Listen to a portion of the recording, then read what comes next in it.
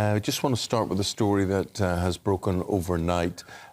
One migrant has died, another critically injured. There was an incident on the English Channel last night and a dramatic rescue operation went into force. And the details are that the French Coast Guard involved in this one.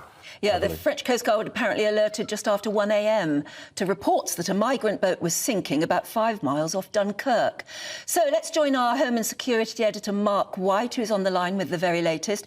Good morning, Mark. What can you tell us? Well, more than 7 hours after those rescue craft got into the water in the English Channel, about 5 miles off the coast of Dunkirk, that search and rescue operation is still underway. Some 66 people were pulled from this migrant boat around about 1 a.m. this morning.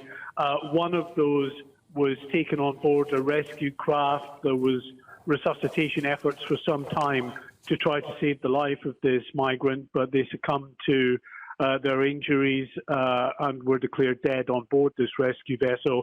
Another migrant was taken to hospital in Calais, and the latest report that we have today is that they are in a critical condition, a life-threatening condition at this moment. The other people that were rescued from this migrant boat have been treated for the effects of the cold immersion in the cold English Channel for some time. Now, the rescue services were called to reports that this migrant boat was sinking. When they got there, they found that one side of the vessel, remember these vessels are effectively two big long inner tubes, and the migrants sit on either side of these inner tubes. One of the inner tubes was completely deflated, and that had tossed dozens of people into the English Channel, and then it began a desperate operation by the French rescue services along with the UK Coast Guard helicopter to get those people rescued and on board ships in the area. Now, what we're told at this hour is that rescue operation, the search activity at least, is continuing, because although 66 people have been recovered, they don't know that was the final tally on board this small migrant boat, so there may be others that are still unaccounted for at this time.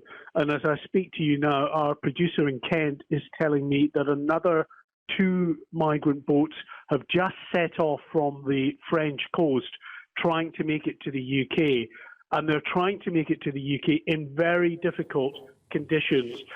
12-knot winds blowing from the northwest, which has a tendency to try to push the boats back towards the beaches of France and churns up the waves. And that's why you can see these boats puncturing or deflating.